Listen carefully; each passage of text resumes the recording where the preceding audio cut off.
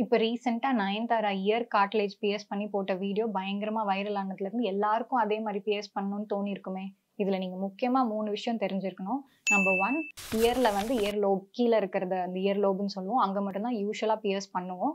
அந்த மாரி பியர்ஸ் பண்ணும்போது அந்த இடத்துல ஸ்கின் சப்க்யூட்டனியஸ் டிஷ்யூ இவ்ளோ தான் இருக்கும். அதோட ஹீலிங் டைம் ரொம்ப கம்மி. ஈஸியா அதுலருந்து ரிகவர் ஆயிடலாம். உள்ள இந்த இடத்துல இருக்கிறது கார்ட்லேஜ். அந்த இடத்த பியர்ஸ் பண்ணும்போது வலியும் ரொம்ப அதிகமா இருக்கும்.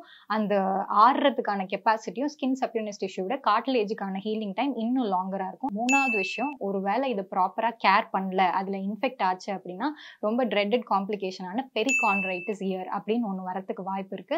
அது வந்துச்சுன்னா அந்த இடத்துல இருக்க கார்ட்லேஜ் இன்ஃபெக்ஷன் வந்துரும். இன்ஃபெக்ட் ஆச்சுன்னா அந்த இடத்துல ஃபுல்லா ஆப்சஸ் ஃபார்ம் ஆயி சீல் வந்து அந்த இடத்துல இருக்க கார்ட்லேஜ் கம்ப்ளீட்டா டிஸ்ட்ராய் ஆயிடும். இப்ப நெறைய கிறிஸ்டல் டைப்ல ஒட்டுற மாதிரி பிந்திஸ் நெறைய கிடைக்குது. அதை ஏதாவது அந்த டிசைனா நெறைய மாத்தி பார்த்துட்டு அதோட தூக்கி போட்டுருங்க.